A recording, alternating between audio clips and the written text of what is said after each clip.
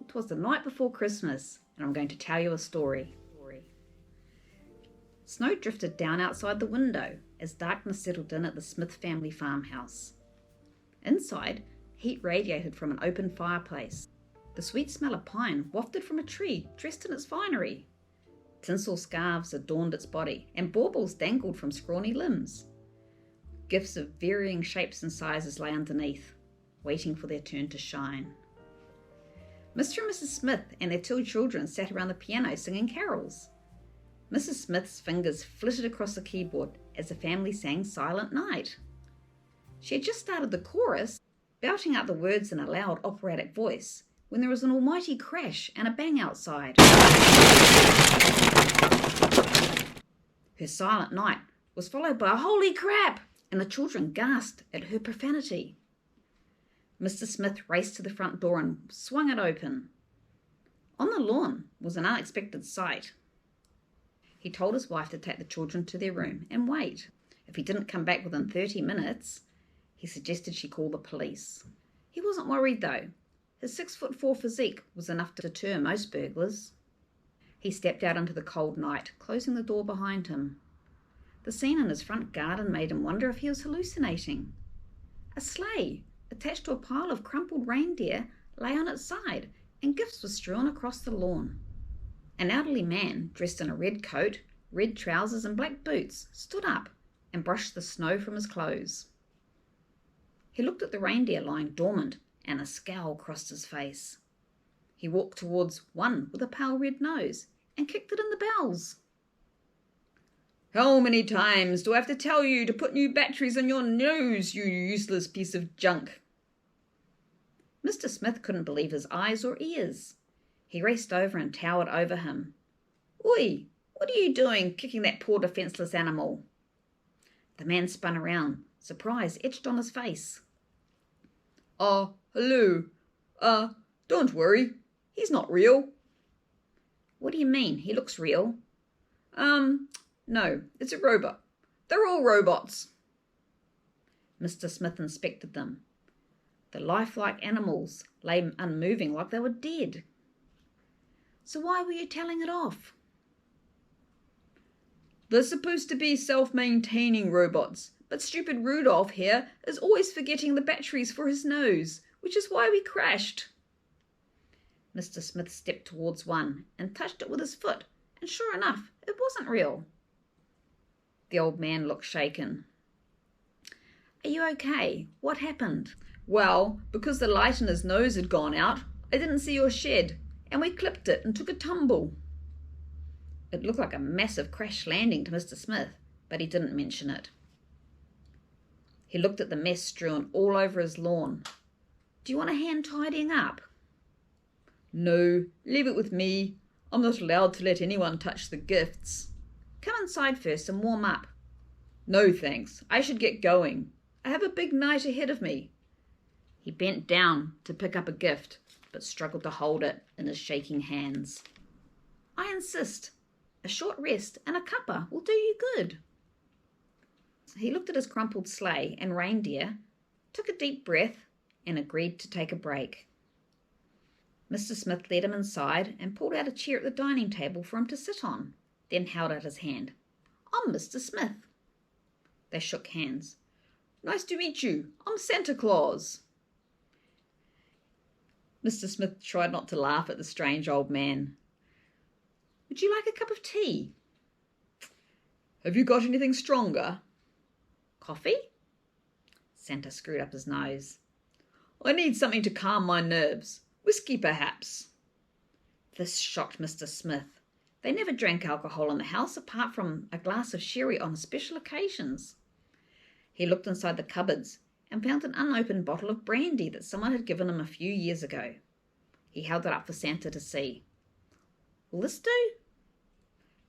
"Perfect." Santa's face lit up in a smile. Mr. Smith flicked a switch on the kettle and put a tea bag in his cup, ready to make his tea, then poured a small glass of brandy for Santa and handed it to him.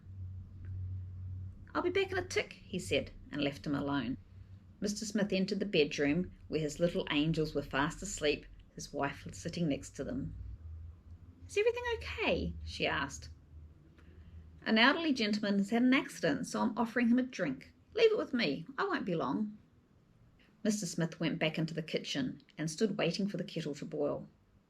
When it clicked off, he made his tea and turned to sit down and noticed Santa's glass was empty. "Top up?" "Oh, yes, please," Santa replied. Mr. Smith poured him another glass, but fuller this time. He sat down opposite, intrigued by the old man. "What's the story with the reindeer and the sleigh?" Santa took a deep breath. "They've automated everything at the North Pole, and it's awful. I preferred having real animals. I liked cuddling up to them in the cold, and they kept me company. That's why I was so mad with Rudolph causing us to crash. Automation doesn't always work. Things are changing, and I don't like it." A tear slid down the side of his cheek. Mr. Smith felt sorry for him. The poor man thought he was Santa Claus. Santa continued, "It's only a matter of time before they replace me. Everyone's shopping online these days. Children no longer believe in me. I'm just a stupid old man with a big belly." He put his head in his hands and sobbed. Mr. Smith wondered what to do. His family never showed emotion to one another, considering it as a sign of weakness.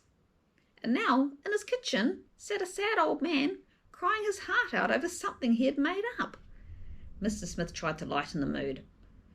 "So the presents scattered on the lawn, are they for your family?" Santa looked up, his eyes red.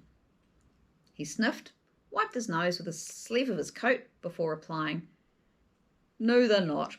I have no family." "Oh, I'm sorry to hear that. Are the gifts for a charity?" "Oh, no.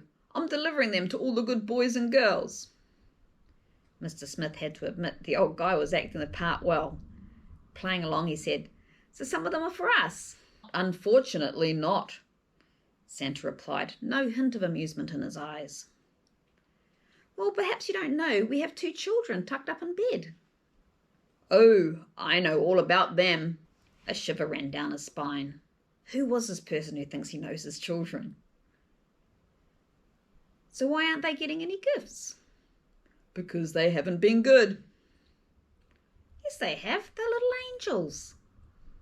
Santa took a sip of his brandy. "Mr. Smith, I'm afraid you don't know your children at all." "What do you mean? Of course I do." Santa continued, "Your boy is a bully. He takes the smaller children's lunches and their money, and threatens them if they say anything." "Why would you say that when you haven't met him? He wouldn't do that. He's a well-spoken and polite and excellent at his schoolwork."